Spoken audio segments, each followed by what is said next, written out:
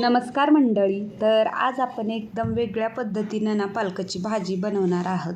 पालक म्हणलं ना कित्येक जण तर ना नाक मुरडतात. तर या पद्धतीनं तुम्ही भाजी बनवाल ना तर ना सगळेजण आवडीनं पण खातील आणि कळणार पण नाही की ही भाजी पालकाची बनली आहे. तर कशी बनवायची ते बघूया. सगळ्यात पहिलं इथं मी अर्धा गड्डी ना पालक घेतला आहे, नीट करून घेतला. त्यानंतर ना पालक स्वच्छ धुवून घ्यायचा आहे. आता पालक स्वच्छ धुवून झाल्यानंतर जेवढं बारीक होईल तेवढं ना पालक कट करून घ्यायचा आहे. आता कट केलेला पालक मी इथं ना एका भांड्यामध्ये काढून घेतला. तर भांड्यामध्ये काढून घेतल्यानंतर याच्यामध्ये एक पळी ना बेसन घालायचं आहे. त्यानंतर बघा अद्रक लसणाची पेस्ट घालायची आहे.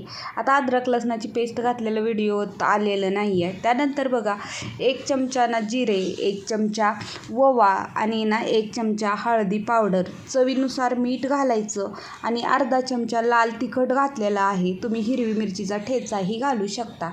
आता हे सगळं चांगलं असं ना पालकाला ना लावून घ्यायचं आहे.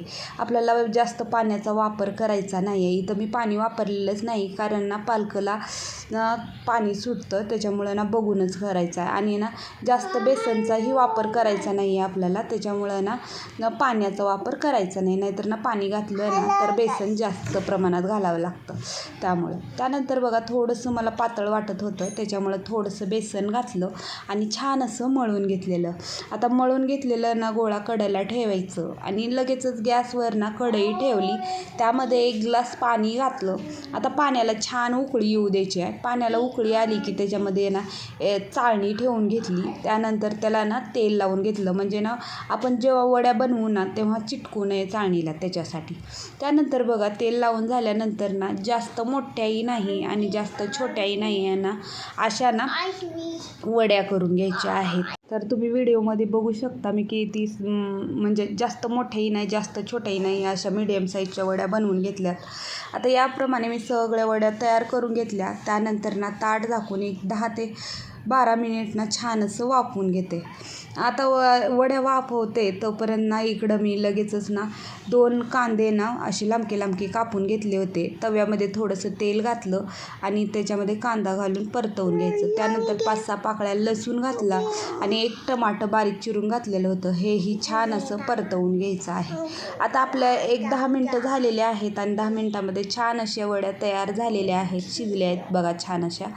आता याला थंड करायला ठेवून घेऊया. तोपर्यंत टमाटर आणि कांद्याची पेस्ट तयार करून घेऊया. तर पेस्ट तयार झाल्या. दुसऱ्या साईडला लगेचच ना वड्या थंड झाल्या होत्या, तर याला मी एका ताटामध्ये काढून घेतलं. लगेचच ना आता इथं मी तव्यामध्ये ना 1 चमचा होईल इतकं ना तेल घालून घेते. तेल घालून झालं की तेल थोडंसं ना गरम होऊ द्यायचं आहे. तेल गरम झाल्यानंतर बघा आता याच्यामध्ये ना ह्या ज्या वड्या आहेत ह्या ना परतवून घ्यायच्या आहेत. आता तुम्हाला ह्या वड्या परतवायच्या असेल तर परतवू शकता किंवा अशीही भाजी बनवून घेऊ शकता. पण ना वड्या परतल्यानं ना खूप छान टेस्ट येते भाजीला, त्याच्यामुळं परतवलेलं आहे मी. तुम्हाला नाही परतवायचं असेल तर नाही परतवलं तरीही भाजी छानच होणार आहे.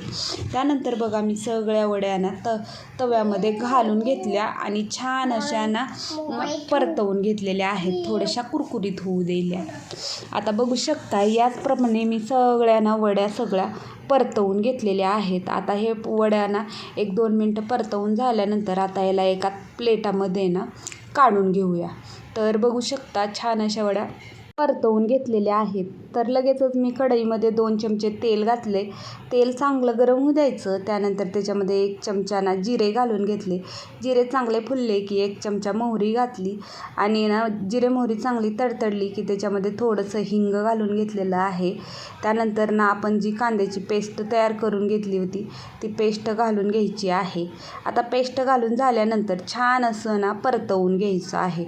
पेस्टला ना छान तेल सुटेपर्यंत त्याला चांगलं असं परतवून घ्यायचं. त्यानंतर सोबतच लसणाची पेस्ट घातलेली आहे. आता ह्याला ना छान असं मिक्स करून ह्या मसाल्याला छान असं ना 1-2 मिनटं शिजवून घ्यायचं आहे. जेवढा मसाला छान शिजला जातो ना तेवढं ना भाजीला टेस्ट छान येते.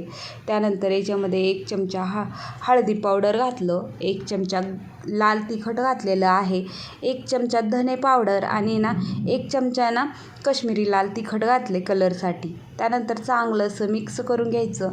थोडंसं पाणी घालायचं आणि चांगलं मसाल्याला तेल सुटेपर्यंत छान असं शिजवून घ्यायचं आहे. तर आता बघू शकता इथं मी पाणी घालून घेतलं. आता ह्या मसाल्याला ना छान असं तेल सुटून घ्यायचं. तर त्या अगोदर मी चवीनुसार मीठ घातलेलं आहे आणि थोडीशी कोथिंबीर घातली आणि याला छान असं शिजवून घेतले. आता मसाल्याला तेल सुटलेलं आहे तर याच्यामध्ये ना आपण पाणी घालून घेऊया. आता पाणी आपल्याला जसं पातळ लागणार आहे, जसं घट्ट लागणार आहे याप्रमाणे घालून घ्यायचं. आता पाणी घालून झाल्यानंतर ह्याला छान अशी सळसळून उकळी येऊ द्यायची आहे. उकळी आल्यानंतर याच्यामध्ये आपण जे वड्या परतवून ठेवलेल्या होत्या त्या वड्या घालून घ्यायचं याच्यामध्ये. तर पाणी थोडंसं जास्तच घालायचं म्हणजे ना वड्या टाकल्या ना थोडंसं पाणी आटलं जातं आणि मग भाजी ना थोडीशी घट्ट होते. तुम्हाला घट्ट आवडत असेल भाजी तर घट्टही करू शकता.